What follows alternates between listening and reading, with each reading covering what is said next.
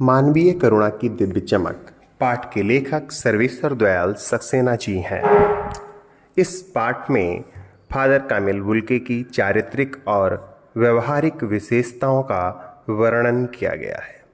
Europe के Belgium में father कामिल वुल्के का जन्म हुआ था और वह भारत आकर रच बस गए थे। फादर को जहरवाद से नहीं मरना चाहिए था, जिसकी रगों में दूसरों के लिए मिठास भरे अमृत के अतिरिक्त और कुछ नहीं था, उसके लिए इस जहर का विधान क्यों हो। यह सवाल किस ईश्वर से पूछें। प्रभु की आस्था ही जिसका अस्तित्व था, वह देह की इस यातना की परीक्षा की उम्र की आखिरी देहरी पर क्यों दे। एक लंबी पादरी के सफ़ेद चोगे से ढकी आकृति सामने है। गोरा रंग, सफ़ेद झाई मारती भूरी दाढ़ी, नीली आंखें, वाहें खोल गले लगाने को आतुर। इतनी ममता, इतना अपनत्व तो इस साधु में अपने हर एक प्रियजन के लिए उमड़ता रहता था। मैं 35 साल से इसका गवाह था, तब भी जब वह इलाहाबाद में थे और तब भी जब वह दिल्ली आते थे। आज उन बाहों का दबाव मैं अपनी छाती पर महसूस करता हूँ। इन पंक्तियों में सर्वेश्वर दयाल सक्सेना जी ने फादर कामिल वुल्के के अंतिम दिनों का और उनकी मृत्यु का वर्णन किया है, उनके बारे में बताया है। वो कहते हैं कि फादर कामिल वुल्के को जहरवाद से नहीं मरना चाहिए था।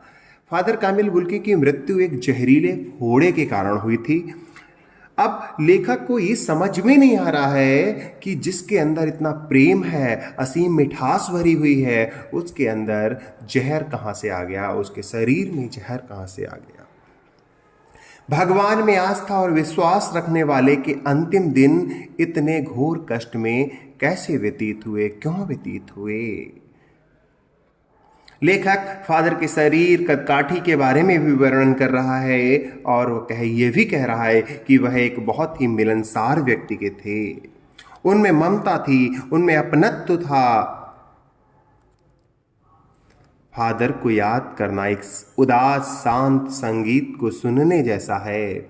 उनको देखना करुणा के निर्मल जल में स्नान करने जैसा था और उनसे बात करना कर्म के संकल्प से भरना था। मुझे परिमल के वे दिन याद आते हैं जब हम सब एक पारिवारिक रिश्ते में बंधे जैसे थे। जिसके बड़े फादर वुल्के थे, हमारे हंसी मजाक में वह निर्लिप्त रहते, सम्मिलित रहते। हमारी गोष्ठियों में वह गंभीर बहस करते, हमारी रचनाओं पर विवाक राय और सुझाव देते और हमारे घरों के किसी भी उत्सव और संस्कार में वह बड़े भाई और पुरोहित जैसे खड़े हो हमें अपने आशीषों से भर देते। मुझे अपना बच्चा और फादर का उसके मुख में पहली बार अन्न डालना याद आता है और नीली आंखों की चमक में तैरता वात्सल्य भी, जैसे किसी ऊंचाई पर देवदारू की छाया में खड़े हों। कह रहे हैं फादर को याद करना। लेखक सर्वेश्वर दयाल सक्सेना जी कह रहे हैं कि फादर को याद करना, फादर की याद करना जैसे उदासी से भरा संगीत हो, बिल्कुल वैसा है।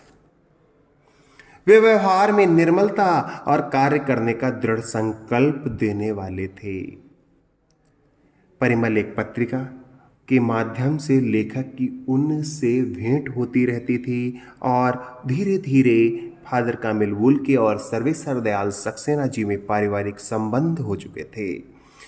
वे गंभीर विषयों पर आपस में बहस करते थे और बिना किसी संकोच के अच्छी सलाह भी देते थे।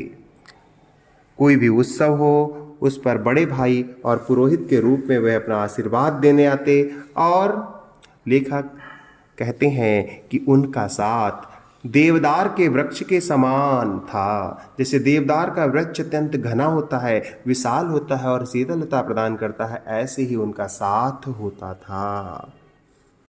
कहाँ से शुरू करें। इलाहाबाद की सड़कों पर फादर की साइकिल चलती दिख रही है। वह हमारे पास आकर रुकती है, मुस्कुराते हुए उतरते हैं। देखिए देखिए, मैंने उसे पढ़ लिया है और मैं कहना चाहता हूँ। उनको क्रोध में कभी नहीं देखा, आवेश में देखा है और ममता तथा प्यार में लबालब छलकता महसूस किया है। अक्सर उन्हें देखकर लगता है कि बेल्जियम में इंजीनियरिंग के अंतिम वर्ष में पहुंचकर उनके मन में सन्यासी बनने की इच्छा कैसे जाग गई। भरा पूरा घर था, 2 भाई 1 बहन, माँ पिता सब थे। आपको अपने देश की याद आती है? तो फादर कामिल बुल्के कहते हैं, मेरा देश तो भारत है। मैं जन्मभूमि की पूछ रहा हूँ। हाँ आती है, बहुत सुंदर है मेरी जन्मभूमि रैम्स चैपल। घर में किसी की याद आती है? कहते हैं हाँ माँ की याद आती है, बहुत याद आती है। फिर अक्सर माँ की स्मृति में डूब जाते देखा है। उनकी माँ की चिट्ठियाँ अक्सर उनके पास आती थीं। अपने अभिन्न मित्र डॉक्टर रघुवंश को वह उन चिट्ठियों को दिखाते थे। पिता और भाइयों के लिए बहुत लगाव मन में नहीं था। पिता व्यवसायी थे, एक भाई वहीं पादरी हो गया है, एक भाई काम करता है, उसका परिवार है। बहन सख्त और जिद्दी थी, बहुत देर से उसने शादी की। फादर को एक आध बार उसकी शादी की चिंता व्यक्त कर उन दिनों देखा था। भारत में बस जाने के बाद 2 या 3 बार अपने परिवार से मिलने भारत से वह बेल्जियम गए थे। लेकिन मैं तो सन्यासी हूँ, आप सब छोड़कर क्यों चले आए? प्रभु की इच्छा थी। वह बालकों की सी सरलता से मुस्कुराकर कहते, माँ ने बचपन में ही घोषित कर दिया था कि लड़का हाथ से गया। और सचमुच इंजीनियरिंग की अंतिम वर्ष की पढ़ाई छोड़ फादर बुल्के सन्यासी होने जब धर्मगुरु के पास गए और कहा कि मैं सन्यास लेना चाहता हूँ, तो एक शर्त रखी। सन्यास लेते समय सन्यास चाहने वाला शर्त रख सकता है, यह एक नियम होता है। और उसके तहत उन्होंने कहा कि मैं भारत जाऊंगा। भारत जाने की बात क्यों उठी? तो फादर कामिल बुल्के कहते हैं कि नहीं जानता, बस मन में यह था। क्या है, लेखक फादर कामिल बुल्के से उस समय से परिचित है जब वह इलाहाबाद की सड़कों पर साइकिल से आते जाते थे। वे अनुभवी थे, उन्हें कभी क्रोध की मुद्रा में नहीं देखा। दूसरों के प्रति उनके अपने मन में हमेशा प्रेम रहता था। लेखक के मन में ये भी उठता है कि इंजीनियरिंग छोड़कर वो सन्यासी क्यों बन गए? उनका जब भरा पूरा परिवार था तो वह सन्यासी क्यों हो गए? ऐसे प्रश्न मन में उठते हैं। और जब वह फादर कामिल बुल्के से ऐसे प्रश्न करते हैं तो वो बड़ी ही बेबाकी से उत्तर देते हैं उनके। और वह अपनी जन्मभूमि रैम्स चैपल को बहुत सुंदर बताते हैं और कहते हैं माँ की बहुत याद आती रहती है। और वह 2-3 बार ही बेल्जियम वापस गए हैं अभी तक भारत से, और आए हैं। मतलब बेल्जियम का आना जाना उनका 1-2 बार ही हुआ है। उनके बचपन को देखकर उनकी माँ ने कहा था कि ये बच्चा हमारे हाथ से जा चुका है। और सन्यास लेते समय फादर कामिल बुल्के ने भारत में आने की बात कही थी अपने धर्मगुरु से। तो ये सब अभी तक जितना आपने पाठ में पढ़ा इतना वर्णन है। आगे देखिए क्या लिखते हैं सर्वेश्वर दयाल सक्सेना जी। वो कहते हैं उनकी शर्त मान ली गई और वह भारत आ गए। जिसने जिसिट संघ में 2 साल पादरियों के बीच धर्माचार की पढ़ाई की, फिर 9 से 10 वर्ष दार्जिलिंग में पढ़ते रहे, कोलकाता से बीए किया, फिर इलाहाबाद से एमए। उन दिनों डॉक्टर धीरेन्द्र वर्मा हिंदी विभाग के अध्यक्ष थे। शोध प्रबंध प्रयाग विश्वविद्यालय के हिंदी विभाग में रहकर 1950 में पूरा किया। राम कथा उत्पत्ति और विकास परिमल में उसके अध्याय पढ़े गए थे। फादर ने मातृलिंग के प्रसिद्ध नाटक ब्लू बर्ड का हिंदी रूपांतरण भी किया, नील पंछी के नाम से। बाद में वह सेंट जेवियर्स कॉलेज रांची में हिंदी तथा संस्कृत विभाग के विभागाध्यक्ष हो गए। यहीं उन्होंने अपना प्रसिद्ध अंग्रेजी हिंदी कोश तैयार किया और बाइबल का अनुवाद भी किया। वहीं बीमार पड़े, पटना आए, दिल्ली आए और चले गए। 47 वर्ष देश में रहकर और 73 वर्ष की जिंदगी जीकर। फादर बुल्के संकल्प से सन्यासी थे। कभी कभी लगता है वह मन में सन्यासी नहीं थे, रिश्ते बनाते थे, तोड़ते नहीं थे। 10 साल बाद मिलने के बाद भी उस रिश्ते की सुगंध महसूस होती थी, अपनत्व महसूस होता था। वह जब भी दिल्ली आते जरूर मिलते, खोज कर समय निकालकर, गर्मी सर्दी बरसात झेल कर, मतलब मौसम की परवाह किए बिना मिलते, चाहे 2 मिनट के लिए ही सही। ऐसा कौन सन्यासी करता है? उनकी चिंता हिंदी को राष्ट्रभाषा के रूप में देखने की थी। हर मंच में इसकी तकलीफ बयान करते, इसके लिए अकाट्य तर्क देते, जिसको काटा नहीं जा सकता ऐसे तर्क देते। बस इसी एक सवाल पर उन्हें झुंझलाते देखा है और हिंदी वालों द्वारा ही हिंदी की उपेक्षा पर दुख करते हुए उन्हें पाया है। घर परिवार के बारे में, निजी दुख तकलीफ के बारे में पूछना उनका स्वभाव था और बड़े से बड़े दुख में उनके मुख से सांत्वना के जादू भरे दो शब्द सुनना एक ऐसी रोशनी से भर देता था जो किसी गहरी तपस्या से जन्म लेती है। हर मौत दिखाती है जीवन को नई राह। मुझे अपनी पत्नी और पुत्र की मृत्यु याद आ रही है और फादर के शब्दों से झरती विरल शांति हुई। लेखक कह रहे हैं कि फादर जब भारत आ गए तो उन्होंने धर्माचरण की पढ़ाई की। कोलकाता से BA MA इलाहाबाद से किया। 1950 में शोध कार्य किया। जेवियर्स कॉलेज रांची में हिंदी और संस्कृत के विभाग अध्यक्ष रहे। उन्होंने हिंदी अंग्रेजी शब्दकोश तैयार किया, बाइबल का अनुवाद किया। रांची में बीमार हुए, पटना गए। 73 वर्ष की आयु में इस दुनिया को उन्होंने अलविदा कह दिया। लेकिन संबंधों की घनिष्ठता के कारण वे सन्यासी होते हुए भी सन्यासी नहीं लगते थे। वे दिल्ली आने पर लेखक से जरूर मिलते थे और उनकी इच्छा थी कि हिंदी राष्ट्रभाषा बने। हिंदी के प्रति लोगों की उदासीनता देखकर वे कई बार झुंझला जाते थे और जिससे भी वह मिलते थे उसके घर परिवार सुख दुख सब कुछ पूछते थे।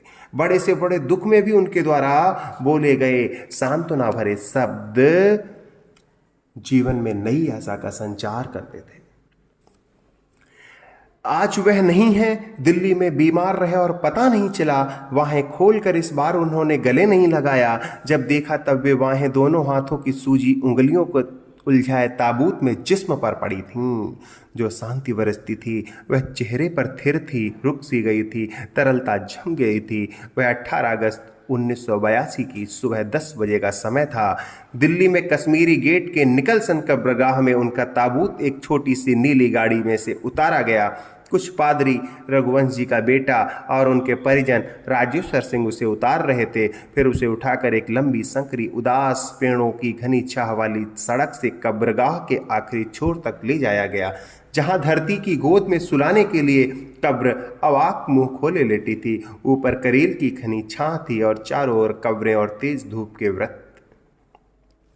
जैनेन्द्र कुमार, विजयेंद्र स्नातक, अजीत कुमार, डॉक्टर निर्मला जैन और मसीही समुदाय के लोग पादरीगण उनके बीच में गैरिक वसन पहने, गेरुआ वस्त्र पहने। इलाहाबाद के प्रसिद्ध विज्ञान शिक्षक डॉक्टर सत्यप्रकाश और डॉक्टर रघुवंश भी, जो अकेले उस संकरी सड़क की ठंडी उदासी में बहुत पहले से खामोश दुखी किन्हीं अपरिचित आहटों से दबे हुए थे, सिमट आए थे कब्र के चारों तरफ। फादर की देह पहले कब्र के ऊपर लिटाई गई। मसीही विधि से अंतिम संस्कार शुरू हुआ।